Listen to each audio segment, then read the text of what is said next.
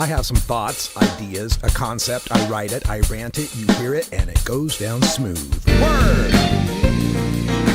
Good day, tokers and tokettes and non-toking lovers of liberty. Welcome to the Radical Russ Show. I'm your host, Radical Russ Belleville, coming to you live and direct from my undisclosed mountain location in the beautiful state of Jefferson region here in the state of Southern Oregon. Wow, we're back. It's been like 4 years since I've done one of these things. I hope everybody can hear me okay. Coming up on today's debut show, we've got Gabby Johnson from the Grants Pass Remembrance Project here to talk about that Oregon city's history as a sundown town. I'll also give you my love letter to America and a little bit of information on me. Some of you may remember me from my previous podcast. I may be brand new to some of you, so we'll do some introductions as well. I'll also give you my thoughts on the 7 deadly topics, 7 things happening in the news that caught my eye. We've got a deep dive into civil rights and why, until now, America's never been greater, and the one red state vegetable that every American should boycott. Thank you for tuning in to the debut of the Radical Russ Show. And also, I want to ask the one question asked by another old white guy. Who am I? Why am I here? Exactly. Who am I? And why am I here? Well, I want to my name is Radical Russ Belleville. I'm 57 years old. I am divorced, and I live in a van down by the river. Okay. It's actually an RV by the creek, but still, I guess I'm some sort of 21st century Matt Foley. And well, why am I here? Well, I've heard there's a huge market for pot-smoking, bald, cisgender, straight, white guys doing podcasts these days. At least I'm taller than Joe Rogan. My background, I was born in Idaho, and I was raised there, but I've moved to Oregon in the 21st century and love it. I began my life as a young Reagan Republican and evolved into a West Coast progressive. I guess I'm a red state refugee. And with what's happening in our country right now, I kind of remember that scene from Titanic when the boat is going down and the musicians are there on the deck and they realize, what are they going to do but play some music?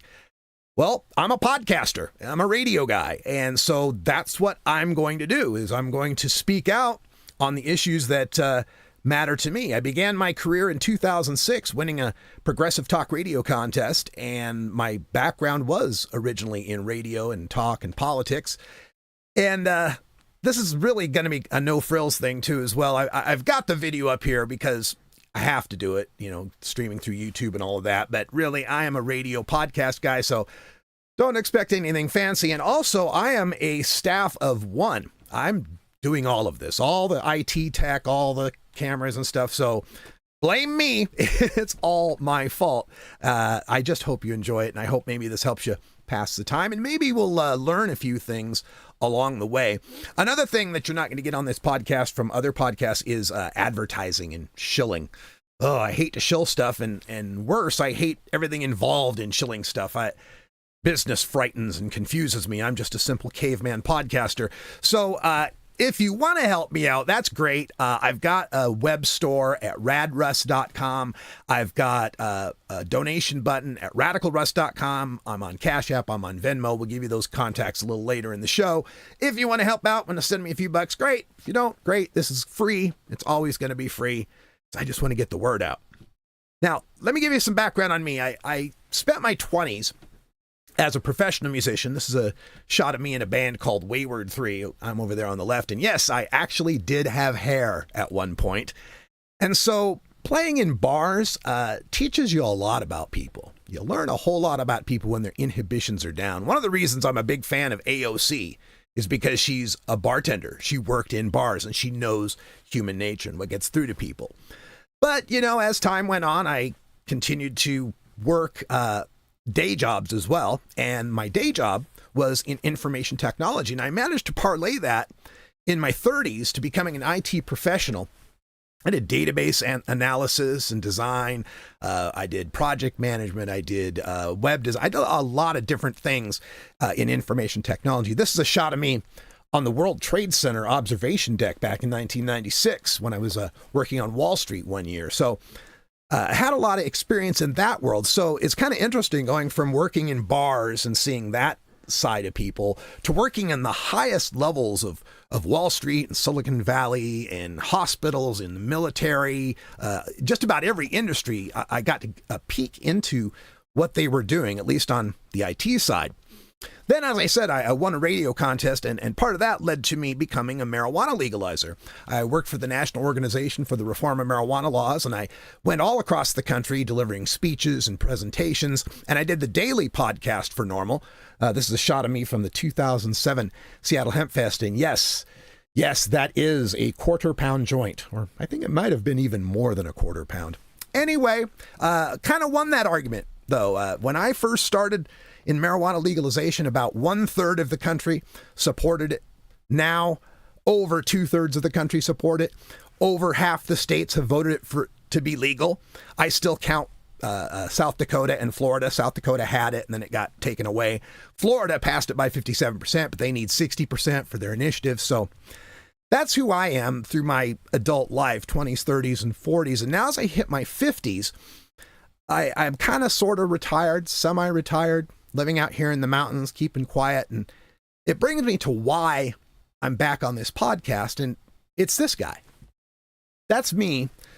A little bit after my 17th birthday, I joined the Idaho National Guard on my 17th birthday. Signed up because it was 1985. It was the mid-Reagan era. And I believed all the propaganda. I believed everything I had been taught about America being the shining city on the hill, being Camelot, being the leader of the free world, being the country that the rest of the world could look up to, that they could aspire to be. I got it hook, line, and sinker, and would feel the goosebumps during the pledge or during the national anthem. And I rose my right hand like everybody who joined the military or everybody who serves in elected office, and swore to defend the Constitution of the United States against all enemies, foreign and domestic. And that's the point we're at here now, is the time for citizens to stand up and fight for our Constitution. And I mean the Constitution not as a noun, not as a bunch of words written on paper, but Constitution as a verb. How are we constituted? Why do we have a government? Why are we a nation? And that's what I'm going to dig into on this podcast, is trying to bring us together, because as a red state refugee, I know how they think. I grew up in that world. I know their religious worldview. I know their cultural worldview. I know what it's like. And also from moving from a cultural red zone of Boise, Idaho, to one of the most progressive cities in the country, Portland, Oregon, where I spent most of my time, that opened my eyes to a whole new world. And while I believe the left is, correct on almost everything and will want to pull this country back toward the left, I understand where the right is coming from on some things. And I hope I can get through to lefties how to better communicate to righties. And I'm not talking the MAGA, racist, deplorable ones, but the ones, like, look, I got family still back in Idaho. Wonderful, family-oriented, good Christian folk. And I know that some of them have voted for the king felon, the menace that's in the Oval Office right now, whose name I won't say. And it's so hard to reconcile with knowing that your relative or your friend or your cousin that you grew up with is voting for that. And I want to dig into why, because I can't believe that they're voting for that. I have to believe they're voting against Democrats, against that. We'll see. That's going to be the journey of this show, is to figure out how we can be the United States. What can pull us all together? I spent my time in the Idaho National Guard in the 25th Army Band.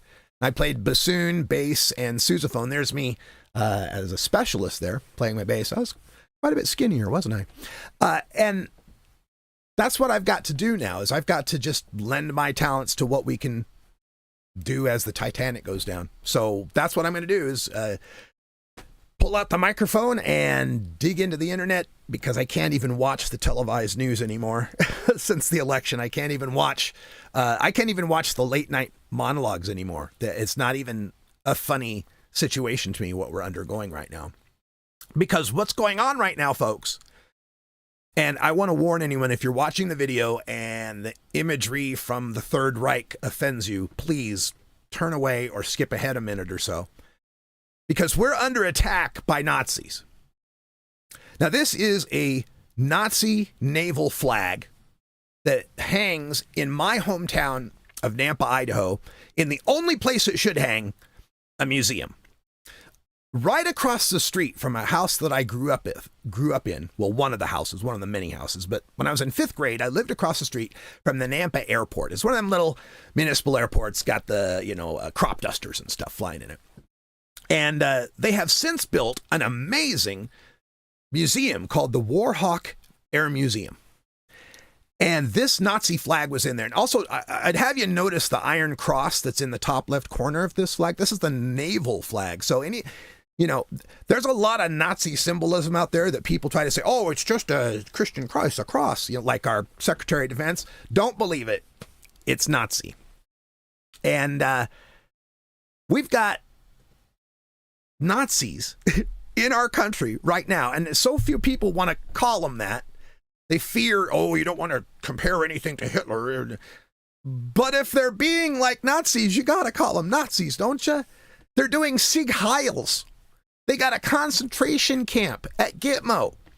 They're eradicating the legal recognition of transgender people. And do you realize one of the very first things the Nazis did was to go after gender nonconforming people, was to burn their books and eradicate them from public life. They've also identified and demonized an ethnic minority. For the Germans, it was the Jews, the Roma, and other peoples. For us, it's the immigrants. Oh, the immigrants. And they pardoned all the brown shirts from the insurrection. All the January 6thers are all pardoned and emboldened now to form militias and commit violence in his name. So this isn't just history repeating itself. This is one of those terrible, gritty Hollywood reboots that copies the original shot for shot. Let's not wait for the Kristallnacht and the Hugo Boss uniforms before we start calling a Nazi a Nazi. Now, also in the Warhawk Air Museum in Nampa, Idaho, is this display of this young man who went to fight in World War II against the Nazis. Now, he didn't actually fight directly against the Nazis. He fought in the Pacific Theater. He was a combat engineer, and his name was Sergeant Jack Morris. And that's my grandpa. That's my grandpa there. That's his uniform. That's some of his artifacts, I guess you'd call them, from his time fighting the Nazis, fighting fascism abroad, risking his life when he had young daughters at home, a young wife. Actually, I think he didn't have the daughters until after he got back from the war. They're all boomers now that I think of it. So, but he had a young wife waiting for him. And now, some 80, 90 years later, we've got people doing Sieg Heils. We got people flying Nazi flags in the streets. So he didn't. I'm so glad that he passed away in the 20th century and he didn't live to see his and some of his buddies' sacrifices disrespected and dishonored by this cowardly draft-dodging traitor in the White House. And so for the oath that he swore and the oath that I swore, I'm just going to come back each week and fight for the America I love the only way I know how, by communicating truth and connecting people.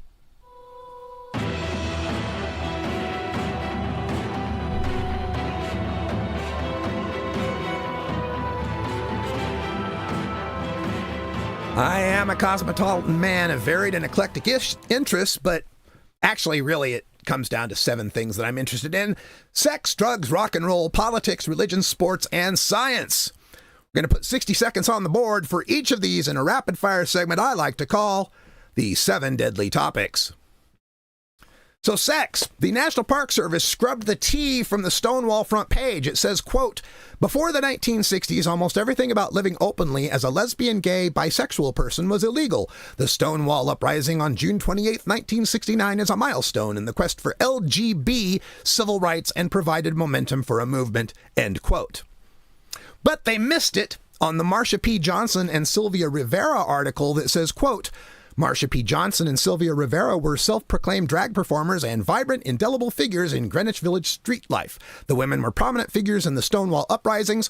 Johnson and Rivera opened the first LGBTQ+ youth shelter in North America, and these trailblazers became the first trans women of color to lead an organization in the United States, end quote. Stonewall has a T in it. You're not going to erase the transgender people. They have been around since antiquity. They will continue to be around. This is just another Nazi tactic. Drugs. Well, my home state of Idaho is at it again. It's the only western state without even medical marijuana, and it still treats possession of joints like a jailable offense. Well, now they're back. The legislature wants to pass a law making possession a mandatory $300 fine. There is no other misdemeanor in the state that has a mandatory minimum fine. Idaho's so afraid of medical marijuana being legalized that they've, every legislative session since 2010, put forth bills to hamstring the citizen initiative process. And if you look at this chart that I've got on the right, this is a chart of the marijuana that's sold out of the easternmost county in Oregon, in which there's a city called Ontario that has 11,000 people and 12 marijuana dispensaries. And for the past, about 3 years, every month they sell $8 to $9 million of marijuana to the 850,000 Idahoans just across the border, making it the third most popular or the best-selling county in the state. Okay, rock and roll. Let's get to the rock and roll. I'm down with the kids and their Roman numerals, Avik II, Charlie 1010, and Doek II. But I listened to it's Doichi. Oh, dang, I got to stop doing this in all capitals. But I heard this song she has that's about get your dicks up, get your sticks up, get your dicks up. I just can't imagine what the kids are going to have to do in the future. I mean, we went from wake up little Susie to squeeze the lemon till the juice runs down my leg to my anaconda don't want none. Gonna have you naked by the end of this song. Got a wet ass pussy. I mean, where are they going to go from here? What are the kids in 20 years going to be saying? Be like, I'm going to wreck you, hun, with a medical speculum. Yeah, your sigmoid colon's going to be expecting some. I love the music, by the way. Was just turned on to Doichi recently, and it's fantastic. But come on, kids. What are you going to do? All right, let's get to politics. In politics, we got all these nominations happening from King Felon that are getting votes from Democrats. What the hell? Okay, some of them didn't. Pete Hegseth, the abusive drunk Christian nationalist Fox host running defense. RFK Jr., the roadkill eating, whalehead stealing, brainworm having, anti-vax conspiracy theorist, steroid freak running Health and Human Services.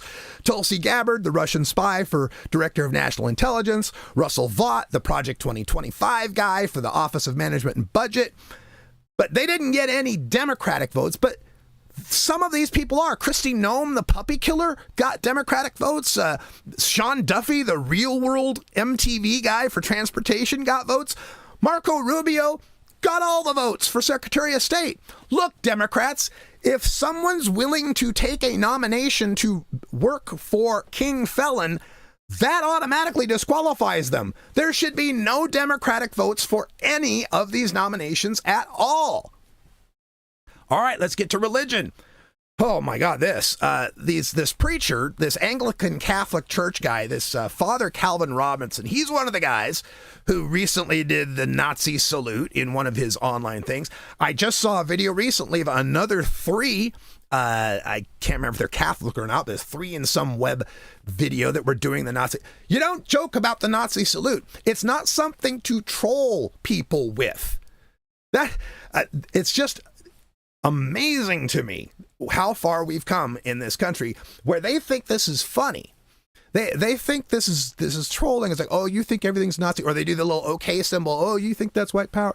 Look, folks, this is the United States of America, and we need to remain a secular democracy. We've got to have no tolerance for intolerance. It's not a paradox. You do not tolerate this Nazi stuff.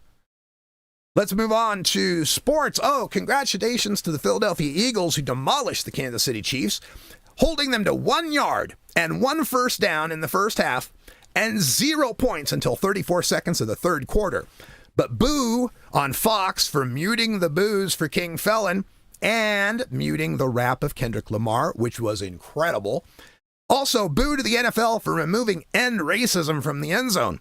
It really distracted me from the team named after Native American leaders who play at Arrowhead Stadium and whose fans do a tomahawk chop to a fake Hollywood Indian chant, completely choking in the Super Bowl. It was really, really distracting. You got to put that end racism back in there, or we'll never end racism if we don't have it on the end zone, for Christ's sake. Which reminds me, who is Colin Kaepernick playing for next year anyway? Boy, can't wait for the next Super Bowl halftime show with, I don't know, who's it going to be, Kid Rock and Lee Greenwood? Oh my God, these next 4 years are going to be something. All right, on to our final topic, science. According to the National Oceanic and Atmospheric Administration, Earth's average land and ocean surface temperature in 2024 was 2.32 degrees Fahrenheit above the 20th century average, the highest global temperature among all the years since 1850.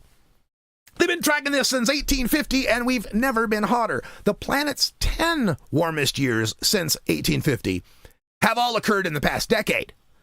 So what's the administration's solution to this one? Get rid of NOAA.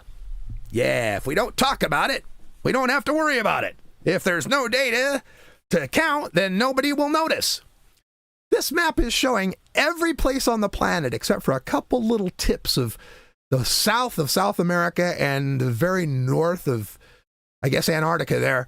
Every place else is red. Every place else is record warmest or much warmer than average. This climate catastrophe is going to kill us all, folks.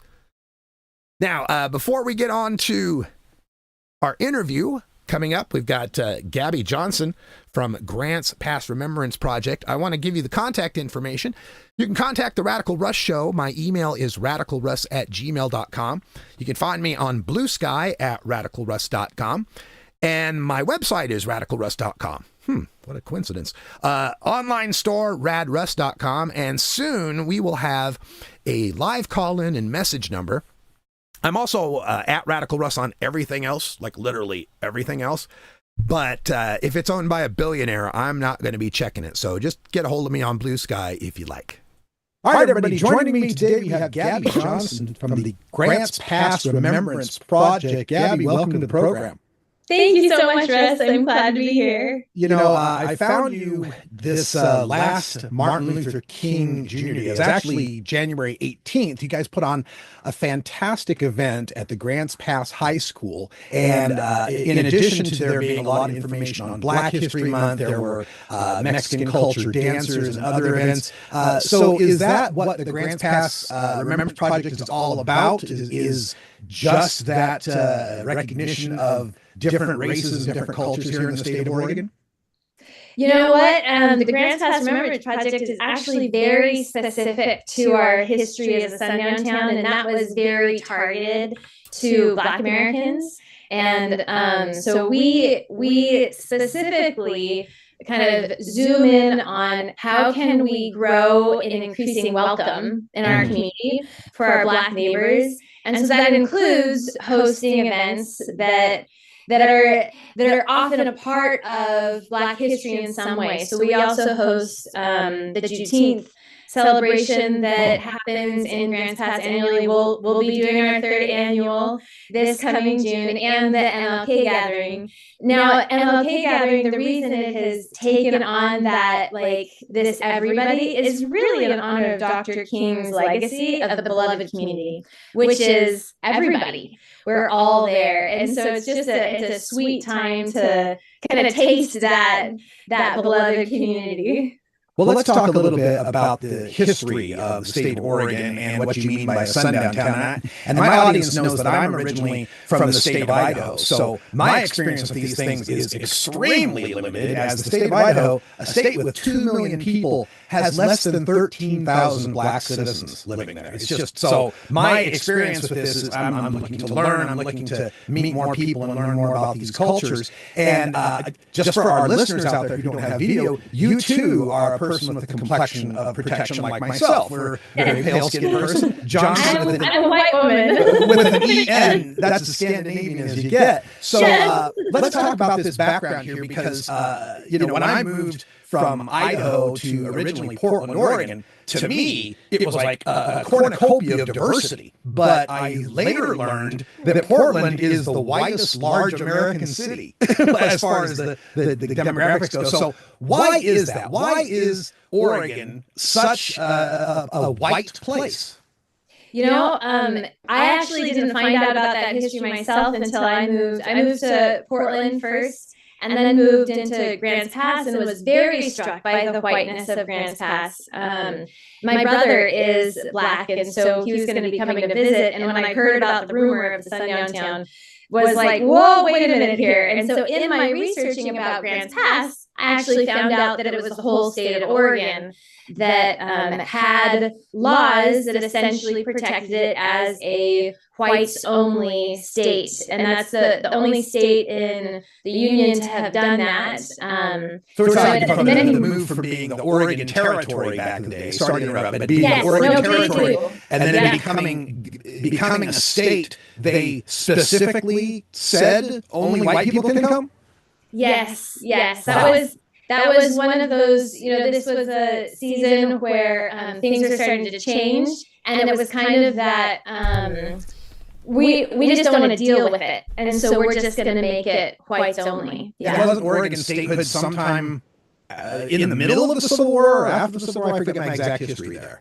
I'm pretty sure it was after. Yeah, it's 69, I think, 1869 maybe. Yeah. You know what? I am not a history buff. I've become more of a history buff in this process of realizing how much our history affects our present, and how much knowing our history really does make a difference to being able to move forward well. So I've become a history buff in this process, but yeah. So how have things the state of Oregon begins as being kind of a designated white homeland. Of course, that's got to have changed over time. And we also have this phenomenon, you mentioned it in our introduction, of Grants Pass specifically being one of many of what they called sundown towns. And maybe listeners from the South know what I'm talking about. Folks out West, maybe they don't know what that means. What is a sundown town? Yeah, for sure. So a sundown town is a place that now there's a lot of confusion on whether it was a law that was on the books, but it was most often a culturally enforced kind of socially accepted rule that people that were Black needed to be out of town by sundown. That was a way of saying, we don't want you to live here. That was kind of the protection of don't make your home here. You're not welcome here long term.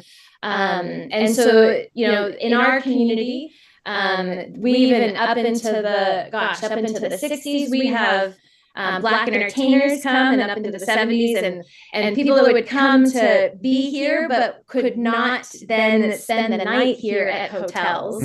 They would need to find other accommodations. And now sundown towns are something that's common, actually a fairly common history anywhere outside of the South. Now, the South is kind of the only place where you couldn't say, we don't want you here, because that was where they were. Right. And so it's, I've heard of Pasadena and other places in Southern California that were sundown towns. Of course, there's a number of places in Oregon being, once it stopped being a sundown state, kind of communities kind of took that on as their own. But it's, throughout our whole country, sundown towns were a way of saying, not here. We don't want you to make your home here. And this isn't exactly ancient history, is it? This is something that is within living memory of people. Yes, yes. I know. So I have a friend who actually just came to pick up my son just a bit ago, and he, to hang out with him, and he remembers when the sign came down in our community, and knows, like there were other. So we had a sign, an actual sign. We had an actual sign that was in our community, and then the oral history tells us, and so what came down sometime in the 70s is what we've heard.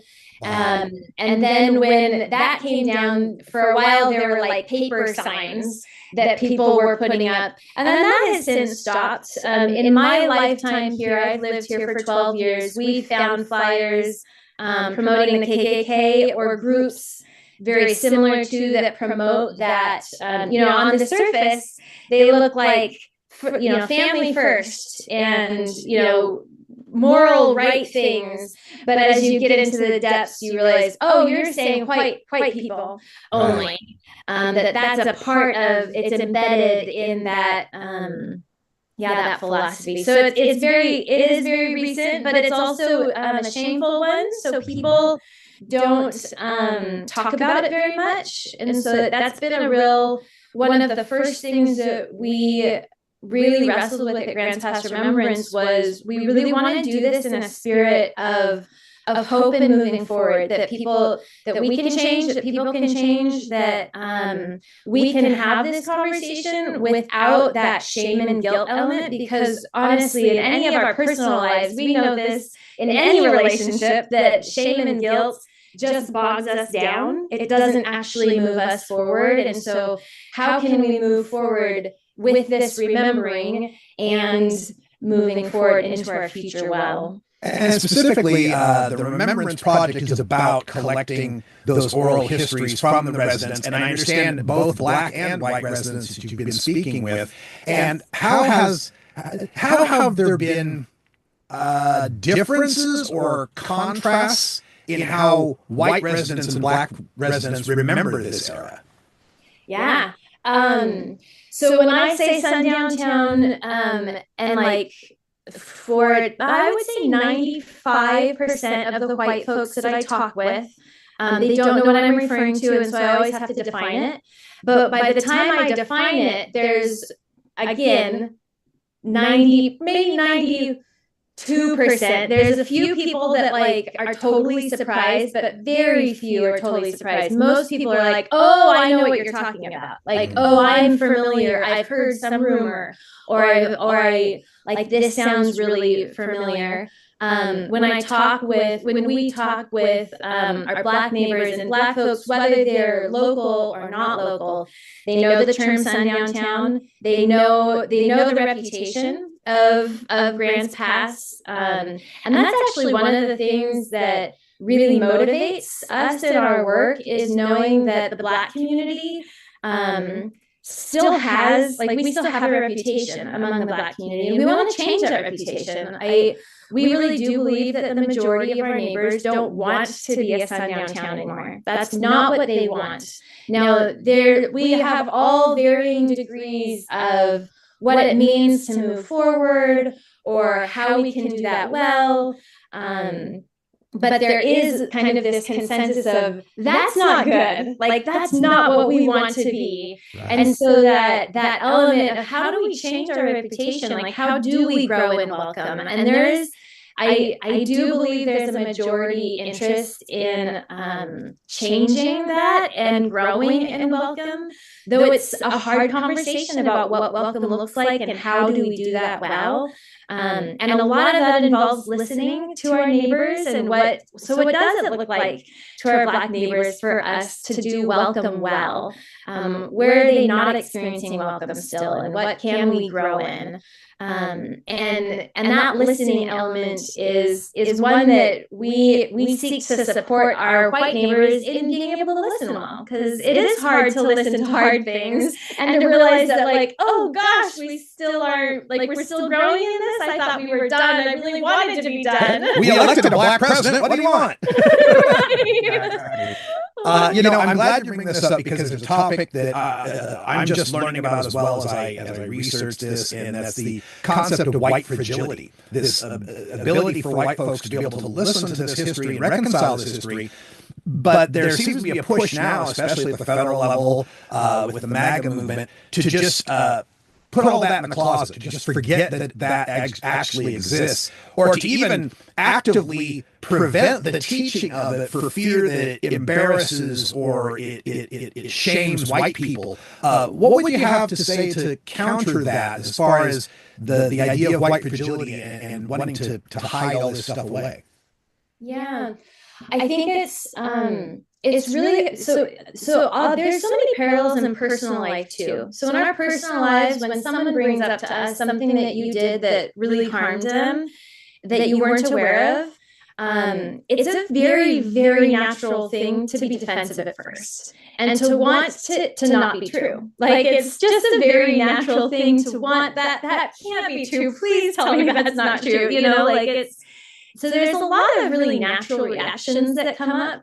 And I think it is also true that on the other side of hearing that, after you've like been dealing with it for so long, that's a really hard thing to hear someone do. And so there can be there's just a lot of natural this back and forth of, why aren't you able to listen? And I just don't want this to be true. And that wrestle that we're doing, we don't do it cleanly. Like, we have a lot of people have been hurt in the process. And so I do actually have a lot of empathy for the reaction that we're seeing from like the big group, conservative Republican group.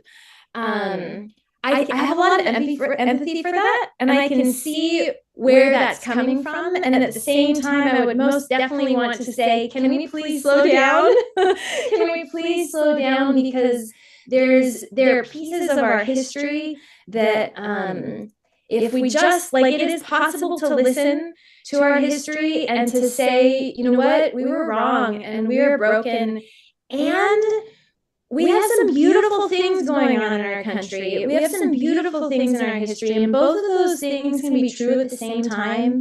And a lot of times it can feel like, if you tell me we are broken, all those other things that I know are good must not be true too. And so it's a tricky thing to hold those two things at the same time, to say, you know, we have this phrase in our work where we talk about being broken and beautiful. Grants Pass itself, like, we have a beautiful history that is right alongside our deeply, deeply broken history. And both of those things can exist at the same time. And today we have neighbors that have been in our community for a while, Black neighbors that feel accepted and are glad for it. And we have many neighbors, and granted, I would say from our oral history collections and from our connections, it is a larger group of people that are still seeking to feel like this is home and like they're welcome. And even the people that do feel welcomed, some of them would say it took a long time to feel that welcome. And so it's this piece of like, but both of those things can also exist at the same time. And so I really would say, like, can we slow down? Can we slow down? Because there are some decisions that we're making that will continue to harm us for years to come. And now, granted, I believe in hope, and I believe that people can change and that we can change. And I don't think that is gone just because there are decisions that are being made that seem to be saying, we don't want this to be true, or we need to push this aside in order to grow. And I would say, no, actually, I think we need to carry it along with us in order to actually grow, because what we'll do if we're pushing this history aside, we're pushing whole groups of people aside at the same time. And that will wound us, because these are groups of people that have such deep strength and wisdom that make our country great. We have such a beautiful diversity in our country, and it's one of the reasons I love it so much, and it's one of our strengths that we can offer, as well as it will be our deepest weakness, and our deepest conflict will find itself there too, I think. Yeah, absolutely. I'm glad you're doing this work, Gabby Johnson, because, like you said, this is not ancient history. Even just last year, on my car, I have a Black Lives Matter sticker. And last year in a parking lot, someone had left a note on my car calling me a BLM racist and that all lives matter. And I'm like, somebody was so triggered by that they had to take the time. I'm glad they didn't key my car or something, but they had to leave me a note to tell me. So I know this work needs to be done. There's still people out there that need this help. So if they're interested in learning more about Grants Pass Remembrance specifically, how can they get in touch with you? Are there web resources or videos they should follow up with, or books or anything you can recommend? Yes, there's a couple of different things. Now, we have a Linktree site. So if you type in Grants Pass Remembrance Linktree, you'll hop to our site. We've got our oral history collection there. We've got info on events that we do. We've got a number of resources. We do podcasts as well, because so much of it is the spirit of the work that we do. You know, the person that left you that note, I'd love them to understand that when we say Black Lives Matter, we're not saying that other lives don't matter, but it is true at the same time that there are some people that have communicated that white lives matter less in order for Black lives to matter. And we can have both lives matter at the same time. Yeah. And so we actually don't use that. We don't talk about Black Lives Matter. We don't use that phrase in our work because we know it's triggering, and because we know that it doesn't communicate what we want it to communicate to so many of our neighbors. Yeah. And so it's one of those things where there's just so much to learn. Now, there's some books that have been really helpful along the process for many of us. Just Mercy by Brian Stevenson is a wonderful book.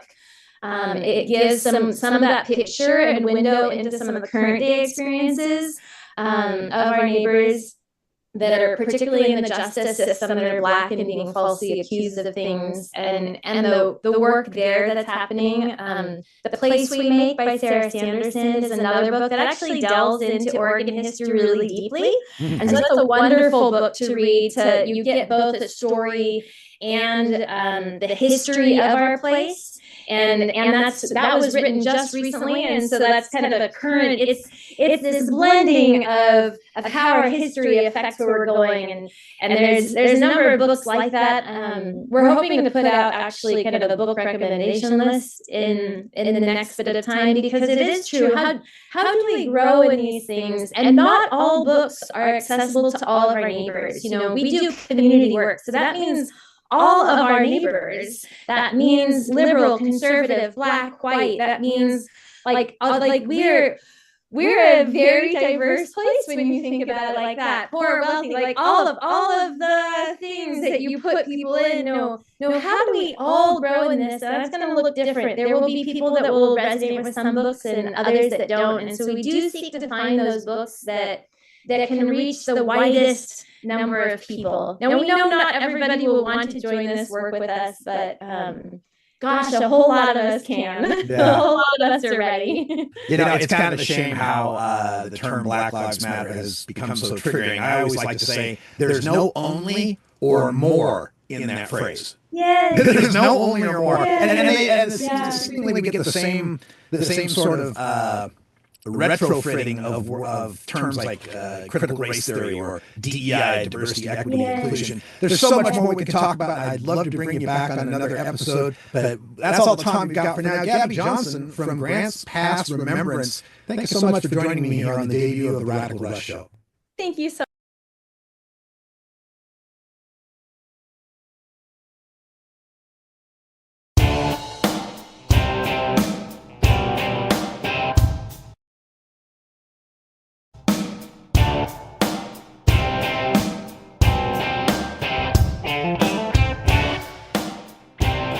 Welcome back, everybody. Time for the Radical Rant, and I've been thinking a little lately on this Make America Great Again slogan.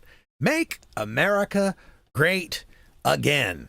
Like make, to compel, to force, to create, and great, to be estimable, powerful. Again, so wait, we must have been great sometime before. If we're going to make America great again, there must have been some time before when America was great. And they never seem to tell you what that is. What year exactly, what decade exactly was America great before?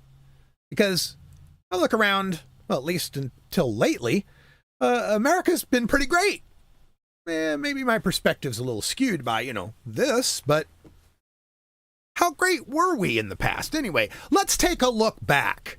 Were we great in 2000? Do we need to go back to 2000 to be great again?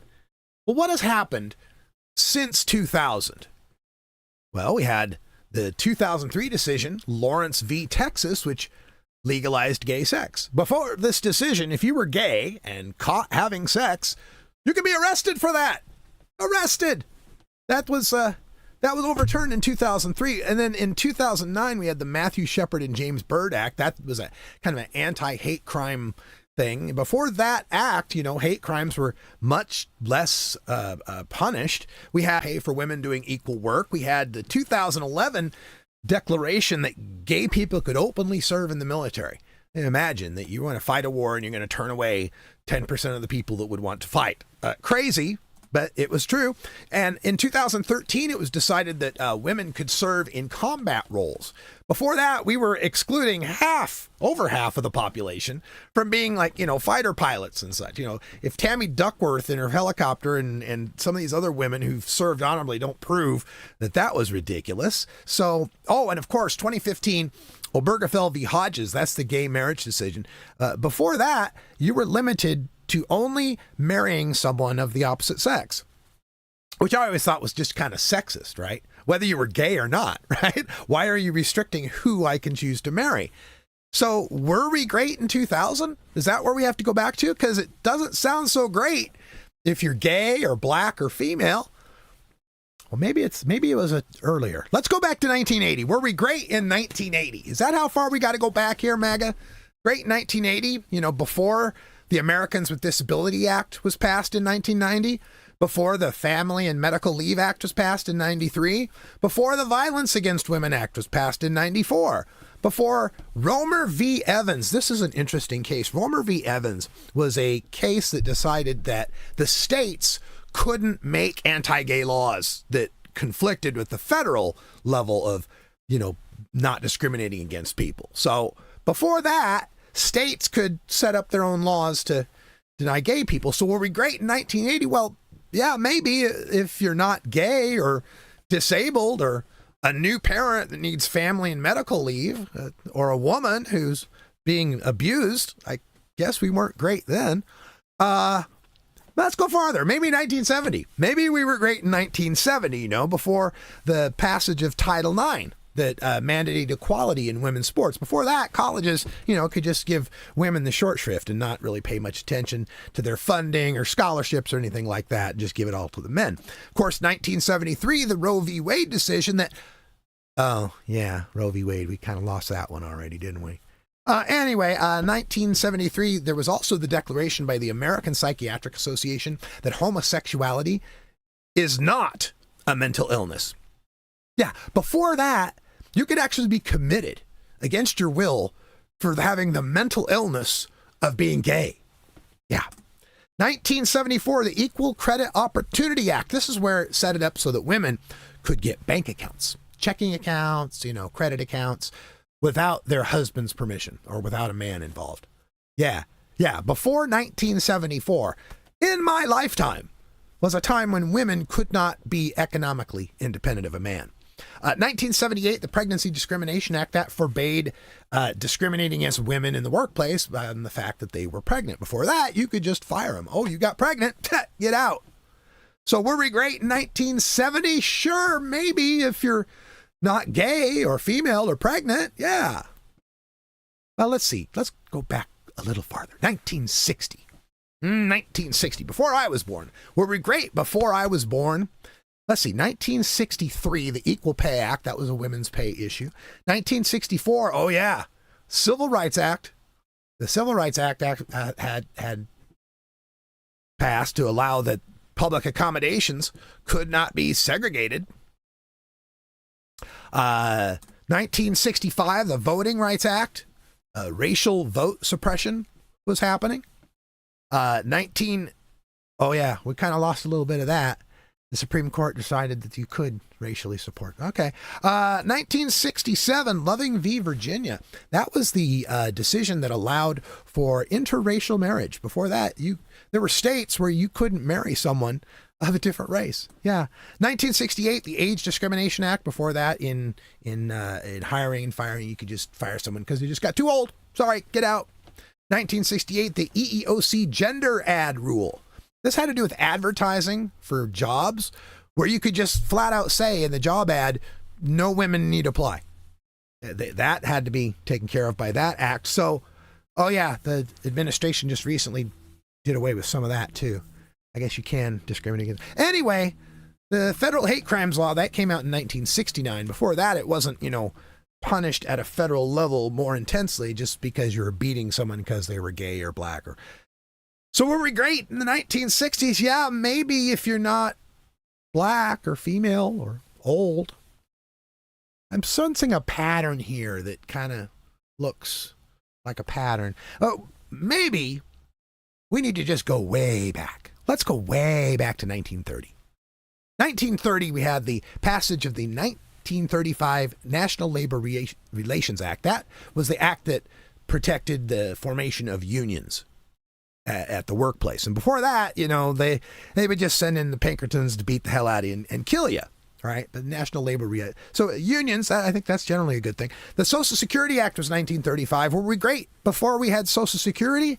Like, how far back do we have to go?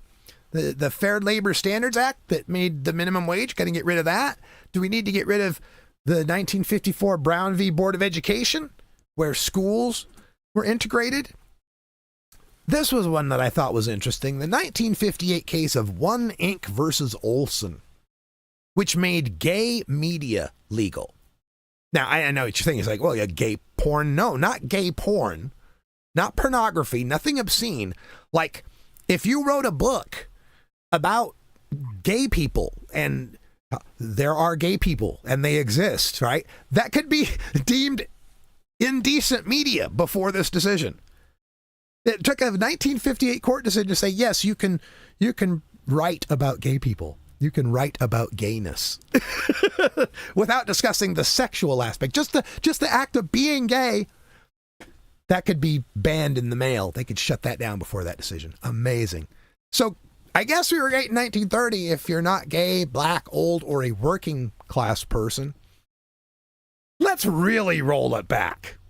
Let's go back to 1830. Were we great in 1830? Is that how far back we have to go? Before the Married Women's Property Acts? This was an act that basically allowed for women to possess things. It was like, before that, they couldn't even really possess things. The 1862 Homestead Act that allowed women to be a head of household, go out on the homestead. And, before that, you had to be married there was all sorts of issues. 1863 Emancipation Proclamation, freeing the slaves. I guess maybe some people think that wasn't so great, maybe. The 13th, 14th, 15th Amendments, although I guess not all of the 14th Amendment applies anymore. The 1920 19th Amendment that gave women the right to vote. Is this how far back they're taking us? 1924, the Declaration of Indigenous Citizenship. This was something I did not know. That while black folks, the emancipated slaves, got their citizenship via the amendments in the 1865, 13th, 14th, 15th Amendment, indigenous people, Native Americans, weren't officially citizens until 1924. So were we great in 1830? Yeah, if you're not female, black, or Native American. So what Make America Great Again pretty much says to me is that make America white again. Make America the white Christian patriarchal homeland. Take away all the progress that's been made for black people, women, trans people, native people, immigrants, old people, working class people, everybody but the rich white man. That's what Make America Great Again says. And that's why that phrase is an intentionally hostile phrase. It's intentionally hostile. Someone wearing that hat, when I see it, is someone that is telling me, number one, they don't think America's great now. They hate America and everything about it that makes it great. The diversity that makes it great. It's an intentionally hostile act wearing that hat. And when I see it out in public, it just tells me immediately there is someone who does not care. There is someone lacking in empathy. There is someone who would willingly snitch out Anne Frank in the attic. We should act accordingly. But I don't think necessarily there's some things in the past we couldn't go back to. I do have some ideas on how we could go back to some things to make America great again. Let's go back before the 2022 Dobbs v. Jackson's Women's Health anti-abortion decision. The decision that took a 50-year right away from women. And I know it still boggles my mind that we didn't fill the streets with protest and tear down the walls when these kind of things happen. Let's go before 2013, the Shelby Counter v. Holder decision, the one that took away the Voting Rights Act. Can we go back before that, when we could still police the southern states to make sure they weren't doing some racial gerrymandering shenanigans with voting rights? We could go back to before the 2010 Citizens United decision, the one that allowed money to be declared speech, so whoever's got the most money has the most speech. We could go back to 1982 before they made stock buybacks legal. Back in the day, stock buybacks were illegal. They were rightly seen as stock manipulation, as just a way of accumulating wealth that doesn't do anything for helping the company, investing in the company, or helping the workers. Let's make stock buybacks illegal again. And how about, let's go back to 1952's 92% top marginal tax rate. Now, people see that. Sometimes they freak out because they think, oh, taxing everybody at 92%. No. These top marginal rates mean after you get above rich as hell, after you get above rich as hell, everything above that, we're taking 92% of it. Let's get back to that, when we were actually building roads and universities and libraries and helping the people. We could go back to the 1930s. We could go back to 1933 when we had the public works projects, the CCC, the TVA, the WPA, the government putting people to work to fix things. We could do that. That might help make America great again. Let's go way back to before 1886, when corporations were declared legal persons. These ethereal, non-corporeal, infinite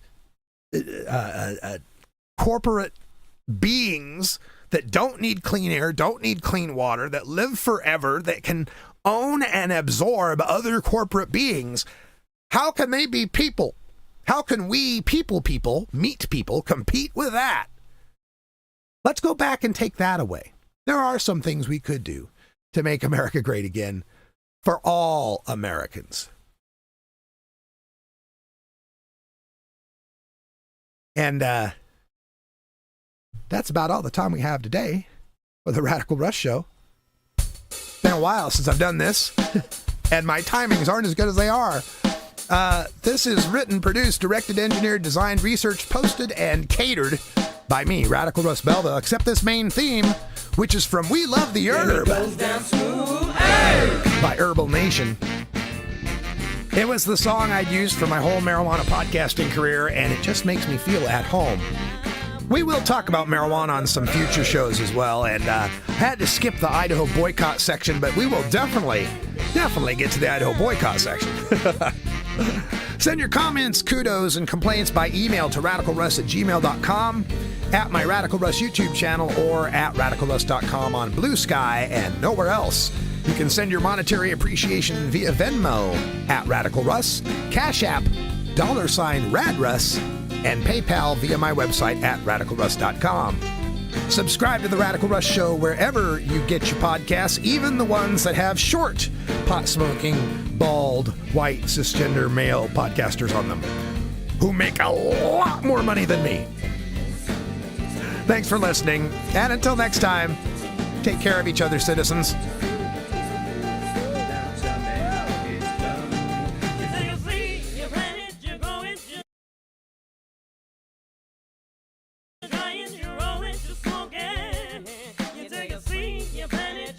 Like I said, it's been a while. You take a seed, you plant it, you grow it, you try it, you roll it, you smoke it, and it goes down smooth.